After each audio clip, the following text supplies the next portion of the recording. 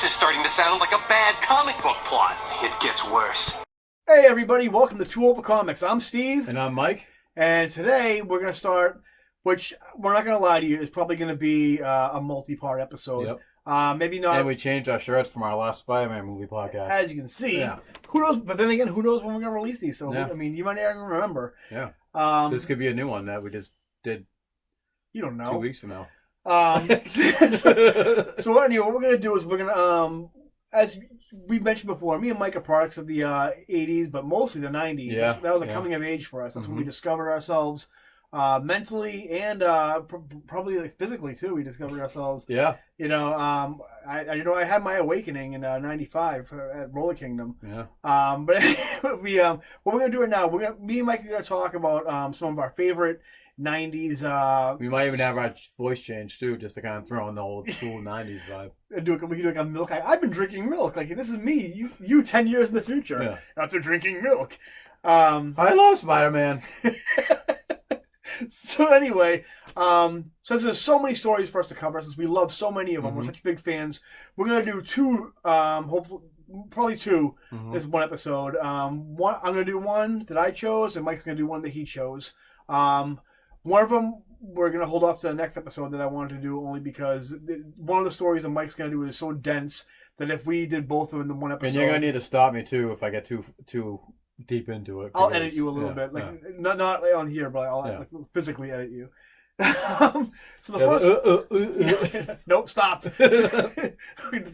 Dr. Evil zip it. Keep in line with the '90s the vibe. The first one I'm going to do is one that I know you guys all love. We actually have a friend at the comic shop we go to who I know is going to love this one. Superman Blue. Or as a lot of you guys called it, Superman Electric Boogaloo. Yes. This This is a mystery to me. I wouldn't say a complete mystery. I haven't read it. okay. It was a new form or power of Superman or Oh. something like that. Michael, let me lay it on. All Let me right. lay it in there for you. First of all, let's get this out of the way first. Just like the story Mike's going to talk about, this story originally, the original concepts to it started off in the 60s. Oh yeah, I okay. This was an imaginary tale back in 1963, and I think Superman 162. Superman, what he does, he wants to get more stuff done, as far as like the bottled city of Kandor, and like you're just eradicating crime altogether. This is the 60s, so this is like Superman a little unhinged. Not as unhinged as Zack Snyder Superman, but anyway, he's Superman on acid. Superman on acid. It was the time period of time, you know. Those were the days. Yeah. So Superman splits himself into two different beings, Superman Red and Superman Blue. He does it to heighten his intelligence. So anyway, he Also did in the Superman video game, not the shitty 64 one, but the one for the arcade and Sega Genesis. it's not. You know, for the longest time, I thought one of those was Shazam and not Superman. Mhm. Until we actually went to the arcade land not that long ago. Me and the kids, and I'm playing, and I'm like, oh, it's actually two Supermen. I thought it was just a lazy excuse as a two-player game not to have another it could be player helping him out. It could be any number of reasons. Yeah. So anyway, Superman splits himself into two. Some crazy hijinks ensue. Superman, you would think both of them, since they're both Superman, would both love Lois Lane. But actually, Superman Red actually loves Lois Lane, and Superman Blue loves Lana Lang. Ah. So they actually, by the end of the storyline, which is like stupid and ridiculous, they actually have a three-way wedding where Three-way. not Now you're talking. four-way, I guess actually, right? Since Yeah, that would be a four-way. Superman, they both marry Lana and Lois all in the same ceremony. And Are we still talking about the 60s or the... in the swinging 60s. Ah, yes. All right, okay. So yeah, it all goes together. So that's the end of that story. It's dumb. And so we go into another dumb story. Flash forward, 1997. Mhm. Superman. Please tell me he still has a Superman mullet. Yeah. Oh, okay. So let's give a little context to Superman in the 90s. Superman After Crisis was the only guy to get a really hard reboot. As far as origin goes, but Superman's status quo wasn't like characterization, it was event. How can we go bigger and bigger? Yeah. The first one everybody knows is Death of Superman, the biggest one. Then we get them married, and what do we do next? Okay, let's change Superman's power sets. So basically what Superman does is he fights these guys, Atomic Skull and some other guy, Centrac or something like that. And so what happens is they basically make the sun go out, and Superman gets his powers from the solar power from the sun. Basically, he loses powers and he becomes this energy being, which I don't know, comic science. The thing is, you can't really fight comic science. No, Dan Jurgens knows more than you do. Yeah. So what happens was basically he becomes this energy being who can't even be contained. He's just like all over the place. He's energy, kind of like the midichlorians in Star Wars, I guess. I don't know if that's still canon. But anyway, so he gets a containment suit. It is. Is it? Okay. They mentioned that in episode 1. Okay, cool. Thank you, J.J. Abrams. So basically... No, wait. Episode was that J.J. Abrams. Anyway. Well, we got Rise of the Skywalker, which is supposed to be the end of the Skywalker. All right, stop. Stop. Stop. So anyway, Superman gets the Star Labs creates a containment suit for him, and we get the cool blue Superman with the zigzag ass. For me, awesome design. He has a stupid like headgear thing that like Gambit and like everybody. I legitimately thought he just got struck by lightning, and that's what fucking gave him lightning powers. So the sun goes out. He gets those powers. He's in a containment suit. The cool thing about this is that we never really experienced before, except in like maybe the Adventures of Lois and Clark with Dean Cain. When Superman is not Superman, his powers actually don't work. So he's just a regular Clark Kent. He discovers this by stubbing his toe while trying to answer the phone. He's like, "What the fuck?" And so, all right. So I thought he was just permanently energy based. Yeah, he is, but he can, if he tries really hard, he can maintain a human form as Clark Kent. And so that basically exhausts his powers as Superman. They're really fucking dead in the battle of the barrel. Yeah. Bottom of the barrel here. They really wanted to go to the one extreme to the other. So he does this, and there's a bunch of funny things happen. Like he makes a toaster blow up just like Ghostbusters 2. And the other thing is, since the 90s, when Superman tries to use his heat vision, no heat vision comes out. He basically sees like all energy. And like he can basically see energy waves and radio waves, and it kind of freaks him out. He doesn't know how to deal with it. There's a lot of cool issues. Well, not cool, but there's a lot of issues that exist of him trying to figure out his powers. Grant Morrison was probably the only guy to actually utilize the storyline with the Electric Blue Superman well in Justice League, even though he only did it for a couple of issues. So that's going on in the comics. Then in 1998, because this storyline lasted more than a year apparently, Superman splits into Superman Red and Superman Blue. That happens by the Cyborg Superman and Toyman teaming up, and some accident happens where it splits into two different people. Superman Blue is actually, rather than having the same personality, Superman Blue's the smart one, and Superman Red, as you can guess, is the hothead, rash one. They both love Lois, unlike the original incarnation where one of them liked Lana, the other liked Lois. And they actually fight over her so much that Lois is actually, even though they're married, she's like, "Get the fuck out of the house until you figure this out." And so he ends up leaving, goes to Antarctica, which the Fortress of Solitude is, and he tries to use Krypton technology to try to figure it out. And while this is going on, he meets two different people. I don't know who. It's been so long since I've read it, I forget where they come from. But one's name is Obsession, and the other one is Maxima. They both love Superman. Obsession likes the fact that I remember Maxima. I don't know who Obsession is. The Maxima became a Green Lantern, didn't she? Who knows? I'm not the biggest DC fan there. Anyway, they both like Superman. Obsession likes the two Superman. More. The more the merrier. Yeah. She might be from the 60s too. And the other one, Maxima, she thinks the fact that two Superman is ridiculous, just like it is. As most of the fans. Yeah, as most of the fans at this point who have stopped reading Superman. I didn't read it, yeah. So anyway, they wrap it up around late 1998, 1999 with this story with the Millennium Giants, whose name are Cabraca, Carne, and what is it, Secahante, something like that? I don't know. I think at the time... the 90s were a thing of change for a lot of the favorite superheroes. Well, I think at the time, Dan Jurgens was writing Thor, and so I think he was kind of in like that Greek, Norse mythology stuff, so he's like, hey, here's some stupid names. So he fights those, and through that battle, Superman gets his powers back, and it's never really explained why in any rational way. And who cares? But continue. Superman kind of sees it as like a reward for beating the Giants, and that's the end of that story. And that's Superman Blue. Wow. What do you think, Mike? After hearing about it and you telling me this wonderful story, I'm glad I didn't read it. Great. What do you think about the costume? Be honest. Awful. I I do have the Superman Blue picture on my phone that I'll randomly send on websites to, like, what the fuck is wrong with this person? But like, awful.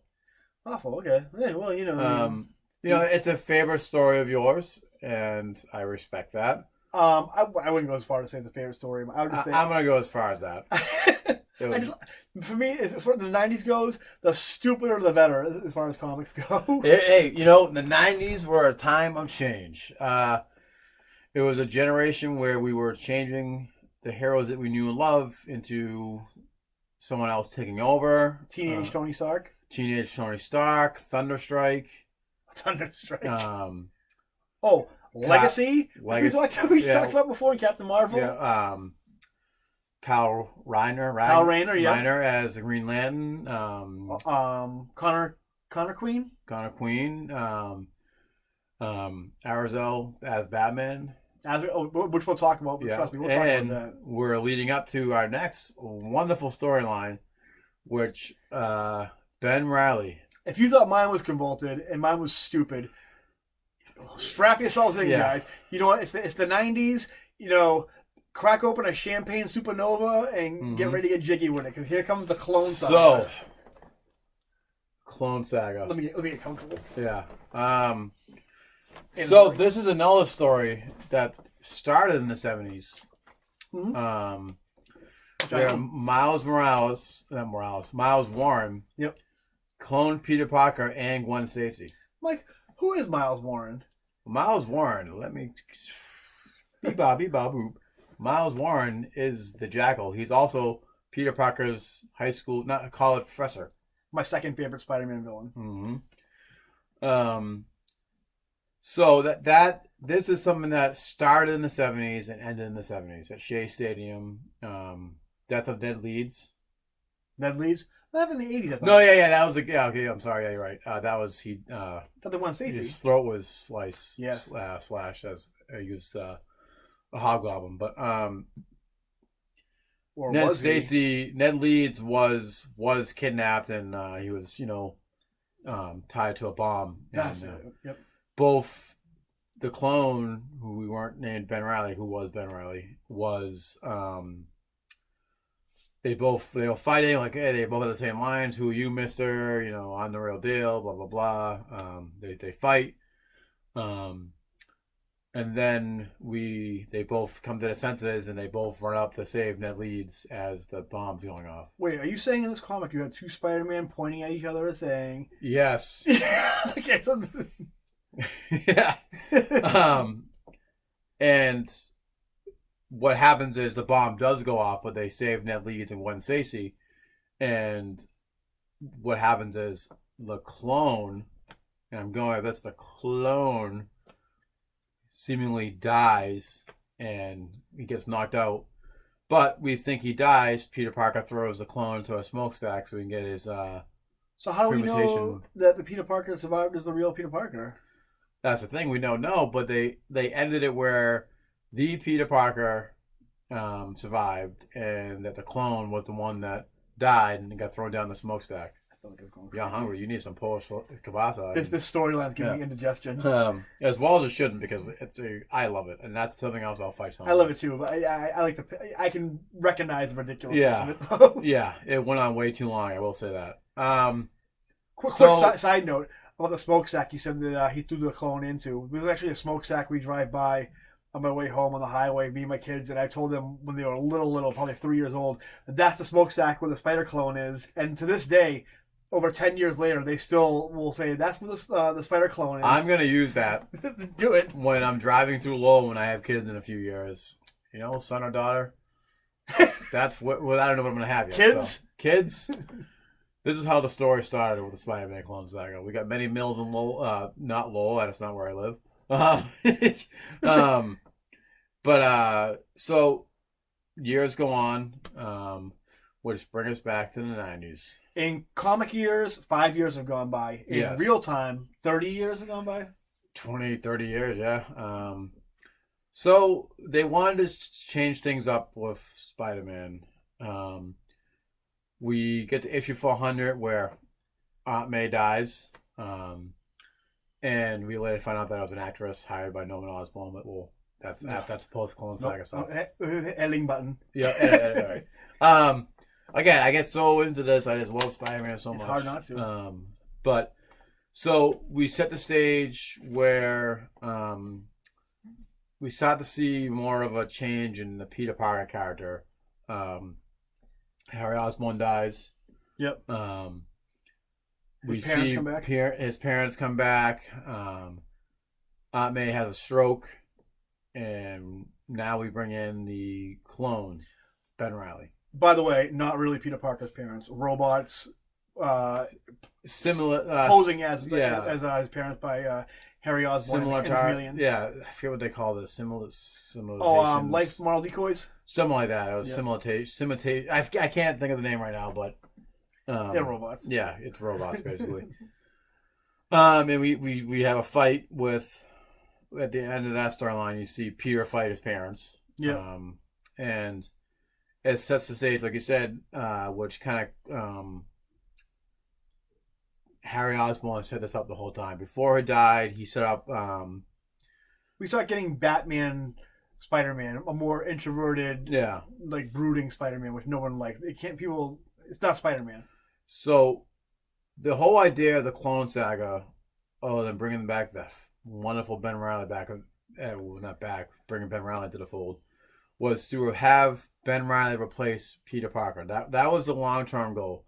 And when I say long-time goal, long-time goal. Like, as soon as Peter Parker and Mary Jane get married, the writers, editors, like, it's like when Ron Burgundy goes into the barricade, he goes, I'm immediately regretting this decision. Yeah. That was like the Spider-Man editors at the time.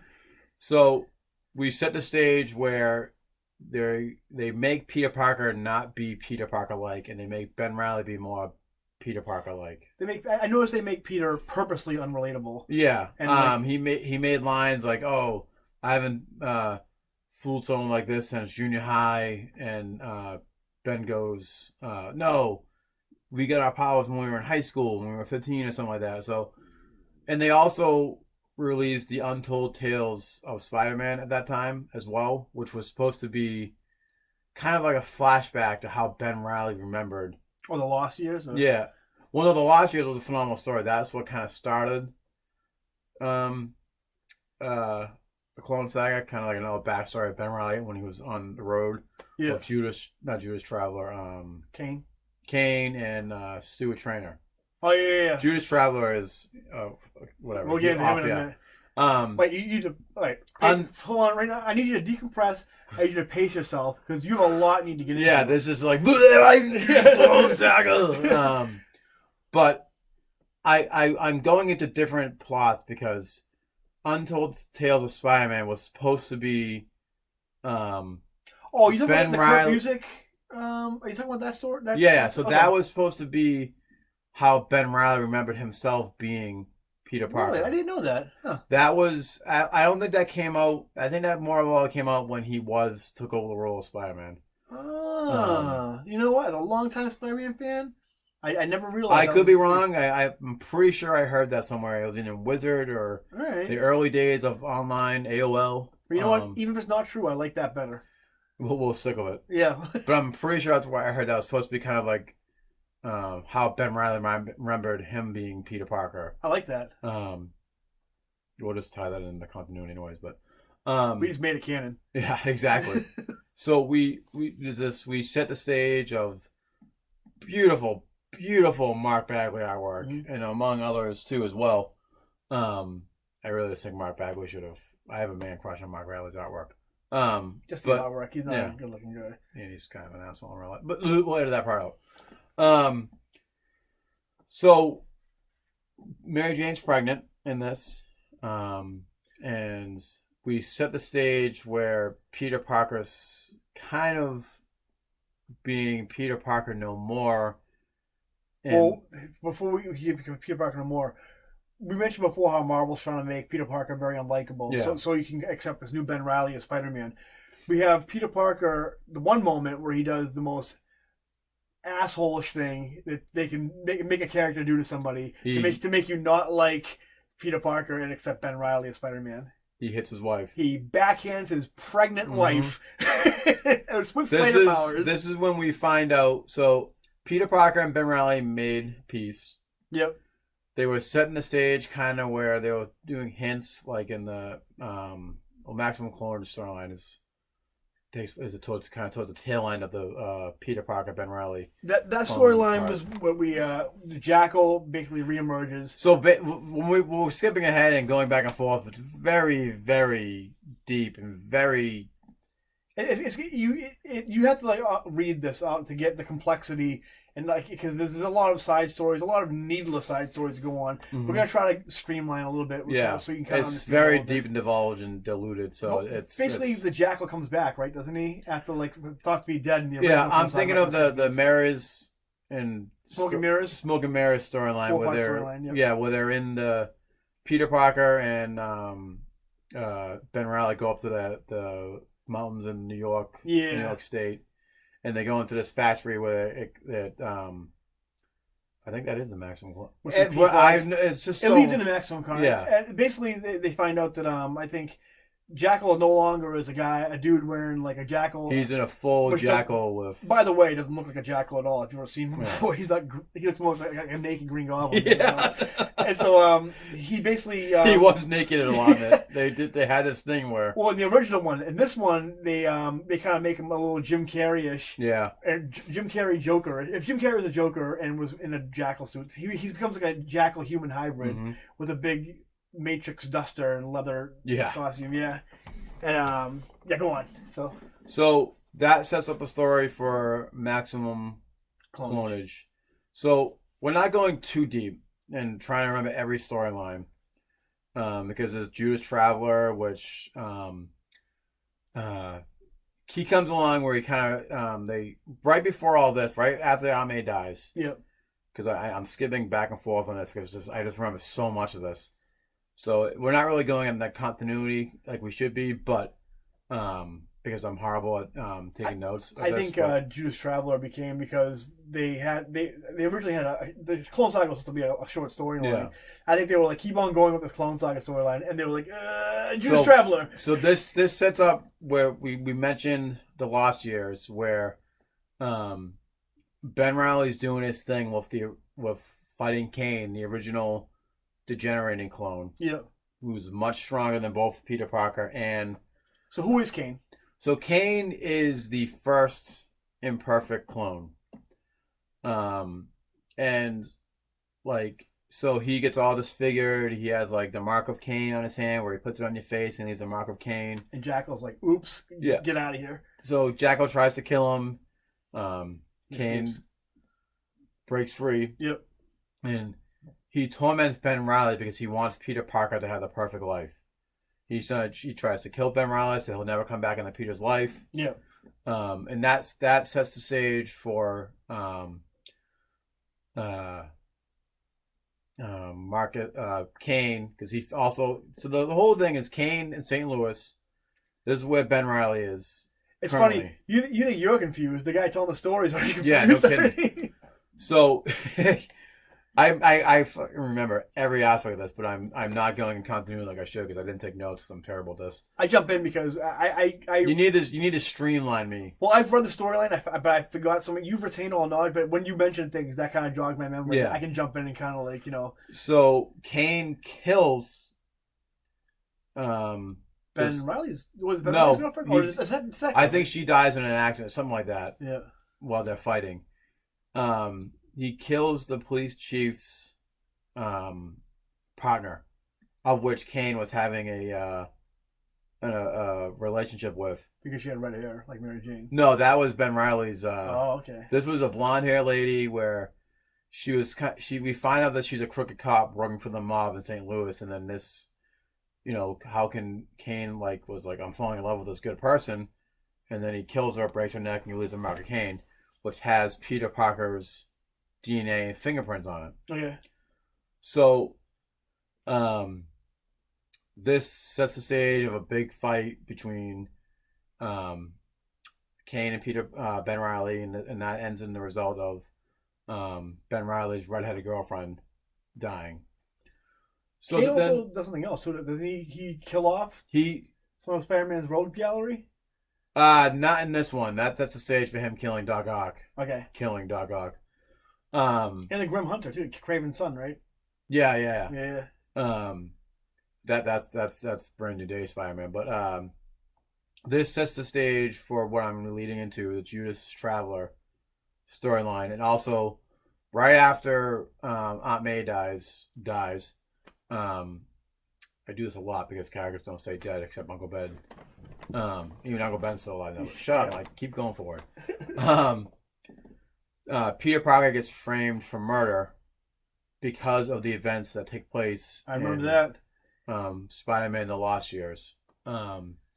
So it sets the stage with Judas Traveler using all his mystic magic, hobo stuff. Or so you think. And also this brings back Kane having visions of Mary Jane dying, where we find Kane kidnaps Mary Jane to protect her. Yep. And then Judas Traveler shows up in Peter Parker's jail cell saying, I can take you to Mary Jane. Stay here. Mary Jane dies. And the Come with me. Like, well, let's do Arkham Asylum and Spider-Man. Basically. Before they were even Arkham Asylum, really. Well, I'm thinking about the video game. Yeah. And this, he says, like, come with me, and you can ruin any hopes of Peter Parker being innocent. Yep. But then he uses his magic mumbo jumbo to make it seem like Peter Parker is sleeping in his bed. This sets the stage for a Spider side as well. So I'm really getting into deep. We were talking about this Maximum Clone. I was trying to throw some breadcrumbs out there, leading you to Spider side. So we have yet again another Spider-Man clone who the first part of the storyline, you can't remember who he is. Yeah. Someone thinks he's a bum. Some cop thinks he's a bum. Like, get out of here. Because he's in the street, And we have a stage where I remember so much of this. I know so much about this Clone Saga, where Mary Jane's pregnant. Ben Reilly shows up to comfort her and say, hey, come to me to Stuart Trainer's lab. We can do tests. We'll figure this out. And she runs off. She's had enough. And then Kane shows up and kidnaps her. Yeah. Peter shows up at his apartment. We see Ben Reilly there, and we see yet again the other Spider clone, which turns into Spider side. Because 3 clones weren't enough. And we get my all-time favorite quick change Spider-Man costume, where it's the black suit, the black mask, suit mask. Because he just had remnants of the black suit still, which they keep, whatever, the black suit. But web shoes on the outside, the black gloves, just his leather jacket and his shirt from prison and his jeans. And my all-time favorite quick change. I love any Spider-Man costume, but I'm getting all giddy-ish here. But it was a great costume. So then Ben Reilly and Peter Parker team up. Peter's like, I don't need your help, Ben Reilly's like, well, too bad, you're helping me. I know how to take on Kane. You never have before. And then they fight in the sewer. And this is when the other clone of Peter Parker goes nuts because he keeps saying, I'm the real Peter, blah, blah, blah, and he gets all disfigured and he turns into Spider side. He has this weird goo arm thing that can turn into a fist. He's like the T-1000 of Spider-Man. Yeah. So that sets the stage for Spider side, which I thought that storyline was one of all-time favorites of the Clone Saga. Classic, long-lasting Spider-Man villain who stood the test of time. And Ben Reilly then takes over for Peter Parker in prison. Okay. Yep. I'm now remembering another Judas Traveler storyline where Spider-Man gets kidnapped in Ravencroft, and they had the trial of Spider-Man with Carnage. Well, that's and the all one where I was talking about where it was like Arkham Asylum. that. Yeah, You guys are all getting this, right? yeah. Okay. But we might have to stop soon, and because we're reaching our 30-minute mark, and do. Mike's turning into like A Beautiful Mind, where like he's getting so overloaded with like information. I think we'll kind of end it here with the Spider-Man Clone Saga and part 2. We can definitely do that. Because I'll be more prepared next time. And more notes, because I just all my fondness and love for this Clone Saga. It's overwhelming. It is overwhelming, because I remember one part, and I'm like, well, there was this other part of Judas Traveler, which happened before all this. If you're overwhelmed now, you should have been reading this in real time. I mean, you want to talk about like I don't know how to deal. Then like I have every trade back there. I'll probably be silly enough to get the omnibuses too. I have pretty much all the issues, but I don't want to dig through my collection to get to reread it all. Just to recap, so what's happened in the Spider-Man Clone Saga, from what I understand, like, is in the 60s it was an original Clone Saga. 70s. In the 70s. Yeah. After Gwen Stacy died, Miles Warren created a clone of Gwen Stacy and Peter Parker. The Gwen Stacy clone's gone. They clone Peter Parker. They fight. So, again, I'm remembering more as we're talking about this. There was an issue of Spectacular Spider-Man. Yeah. It was we go back where Gwen Stacy was a hybrid of some other person. So wasn't the first clone of Peter. We're gonna have this. Yeah, we'll have to. Yeah. So she's kind of insequential to the story anyway. Yeah. Wednesday, besides being motivation for kind of a motivation for the Jackal. So we had the two Spider-Men fight. Both of them they both fight. One of them seemingly dies, gets thrown into a smokestack. They say, "Hey, so you're Peter Parker, right?" And he goes, "Yeah, I guess so." And we go on for the next 30 years in comics with that Spider-Man. Now, Aunt May is dying. Peter Parker's losing his shit because like he's had to deal with his dead parents coming back, Harry Osborn dying, and all this crap. And then the clone comes back and says, "Hey, I just wanted to say goodbye to Aunt May too." And within that time, the Jackal reemerges as a Jackal hybrid. We also introduced into Judas Traveler, who may or may not be this like Omega level, like magician, powerful guy. Also, he seems to be working with this guy Scryer. Yes, the Scryers. Yes. So they seem to be kind of working together. We don't know what their relationship is. King comes, kills. King comes with a backstory. Back when him and Ben Reilly were traveling the Earth, they were kind of hunting each other. Kills some girl. Since Kane is a clone of Peter Parker, has his prints on the body. Peter Parker gets charged with murder. Goes to Ravencroft. Judas Traveler does this mindfuck trial with him within his villains, and then now they fight Kane. Kane kidnaps Mary Jane, and within this time kills both Dr. Octopus and Kraven's son. I forget his name. Remember, he has like the silver suit and a ponytail. Yeah. And that's where we're at right now. And but what end is right now? Well, I know at some point you mentioned they go to Seward Trainer, who was a friend of geneticist from Ben Reilly knew. He helped set up the. Ben Reilly came up with the name, but Stuart Trainer helped kind of set up his, all his Ben Reilly becomes the Scarlet Spider in this, But yes. Finally! And that beautiful, beautiful blue sweatshirt. That grungerific Spider-Man suit. The grunge Spider-Man. And pouches. Black suit Spider-Man is the emo Spider-Man, and I think Scarlet Spider is the grunge Spider-Man. So they go to Seward Trainers, right? And then they're like, "Hey, so who's the real Spider-Man? Who's the clone?" This is when when Peter becomes an asshole out of anger and friggin' backhands Mary Jane into a wall. Why does he do that? Because they want to make him unlovable, like you said, and he finds out that he's the clone and that Ben Reilly. My life is a lie! And he's like, "No, you guys are in cahoots. Blah blah blah." And basically, this sets the stage for maximum clonage in your favorite spider side.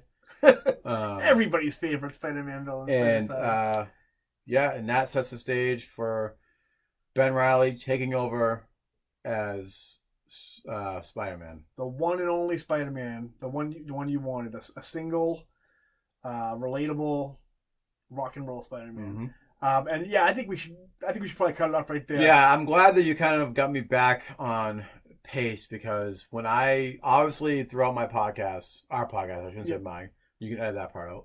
This is ours. We're one person. Yeah. Like when we get those medallions, it became like the Wonder Twins. Like exactly. I'm very passionate about it, and I get off on tangents, and I go off here and there. So I thank you for. It truly is like a beautiful mind. Mm-hmm. If you've read 90s Spider-Man or 90s X-Men, it really is like you're. I don't know how we survived it. Yeah. The 90s, how can we make this more diluted and more? How to not understand it? And 90s X-Men and. A lot of people compare the 90s to the 60s as far as music goes and culture goes. I think 90s comics are the equivalent to the 60s acid trips. Mm-hmm. And how we survived, I don't know. Maybe we didn't survive. I don't know. Maybe we're just kind of, going through the motions of life now. Yeah. But maybe we're in heaven now, and we're like. I hope not. Heaven sucks. Our brain just blew up because of it. We're all in the same asylum. Yeah. We're stuck in a Clone Saga X-Men 90s fantasy. Could be worse. So we're going to end it right there. That's going to be part one of our 90s Chumbawamba, we'll call it. I don't know what Chumbawamba means. No, it was a... And I promise that I will be more streamlined, which we both know will not happen. Yeah, it won't happen. No. That's part of our charm. Yeah. So we'll see you guys next time. Remember to like and subscribe to our channel. Give us any feedback in the comments. Just take it easy. Give a mixture of both positive and negative. Take it easy. We're very insecure. Yeah. Especially me. Yeah. You shouldn't be. You're very handsome. Let's stop it. We're both equally. We're a good pair. We're like the Angelia and Brad of podcasts. So we'll see you next time, guys. Same 90s. You gotta get some 90s music into this when we're editing it. We'll do it. We'll do better next time. We'll do better next time. Bye, guys. See ya. I just want people to like me.